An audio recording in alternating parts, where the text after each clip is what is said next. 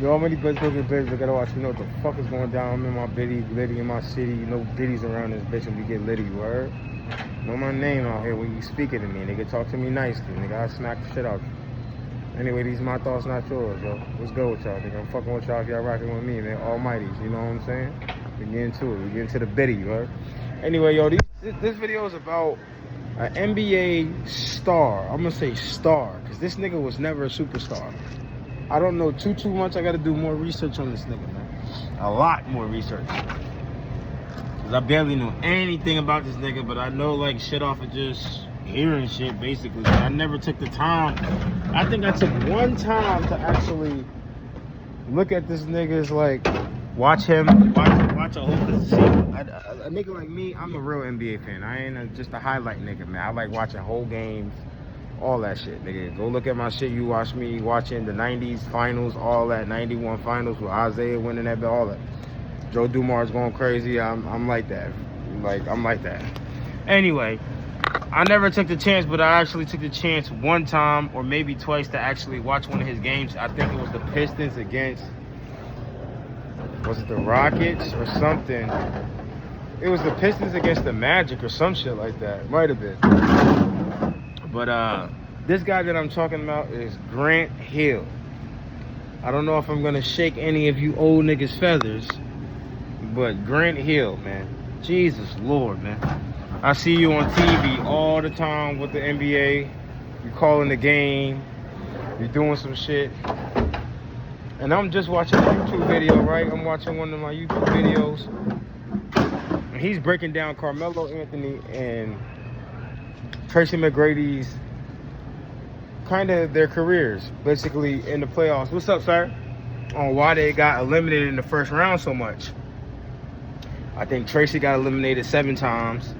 And Tracy got eliminated 5 straight years. And Melo got eliminated 7 times. And they barely made it out the first round. Damn near their whole careers. So he's breaking down both. He's like, yeah, Melo was just he said he felt like Melo ran into a lot more better teams, like the Spurs. When he first got into the league, the Pistons, you know, because the Pistons was the Pistons. Then they just came off a finals run. And so he was just running into good teams and shit. I think the Jazz, they wound up losing to, but Tracy McGrady, he was just basically, I wouldn't say he was saying Tracy was the problem, but he was basically saying Tracy was the problem. Because after those 5 first round exits that he had in a row, he got hurt that next season. And when Metta World Peace, Ron Artest came to the team, and Luis Scola came to the team, and they still had Shane Battier, everybody was getting back healthy, that was on that Rockets team when he got traded or either got traded or he left the Magic. They actually made it to the second round that year without Tracy McGrady. But I mean, you never know how you could, interpretate that, but it's just, that's what he was making the case of.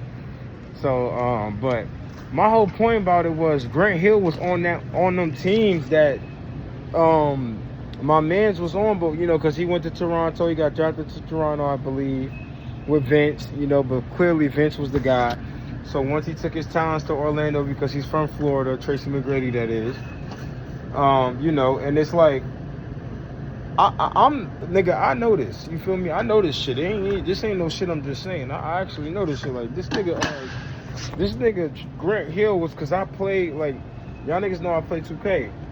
So I got 2 different series where I went and played with the T-Mac 2000 team, and they had Grant Hill and T-Mac on that team.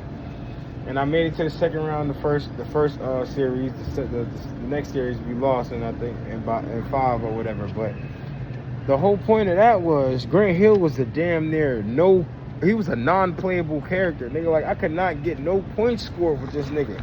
His arsenal was so ass it didn't make any sense, bro. And it's like they was telling us that he was the next Michael Jordan. I mean, I could not see it. I mean, maybe let me go. Like I said, I watched the game of him playing. He was okay. He wasn't nothing like serious to me. Like, He had a nice little crossover that they keep trying to blow up. Like, oh, Grant Hill was one of the first with the crossover as like a forward. Like, calm down. Grant Hill, he had some nice moves. He was an okay scorer or whatever. Defender, he wasn't that really good as a good defender. His package was okay. He had one nice little crossover that everybody keep blowing up, which is cool. And he could get to the paint a little bit. You know what I'm saying? He could get to the paint. He wasn't really a shooter like that, but he could get to the paint. I think he had a little midi, but he just wasn't like what niggas like blew him up to be to me, bro. Like, I just felt like, I mean, if you compare him and Tracy was way better than him, because I'm saying that because y'all niggas was comparing him to Mike. Like, what are we doing here, nigga? Tracy and Mike played the same position. And niggas got to stop with this notion that Tracy McGrady was a 3. He was not a 3. Yeah, Tracy McGrady was 6'7", 6'8", might have been 6'9". But he was a 2, nigga. He was never a 3, bro. Tracy McGrady is a 2. He's a big 2. Michael Jordan is a decent, basically regular size 2 guard, 6'6". Like, let's not get this shit twisted, bro. Like, I get tired of niggas saying that because niggas be fucking up positions, and that shit be pissing me off. Like Luka Doncic, that nigga is a point guard. He really a small forward, but he a point guard. Put him in the point.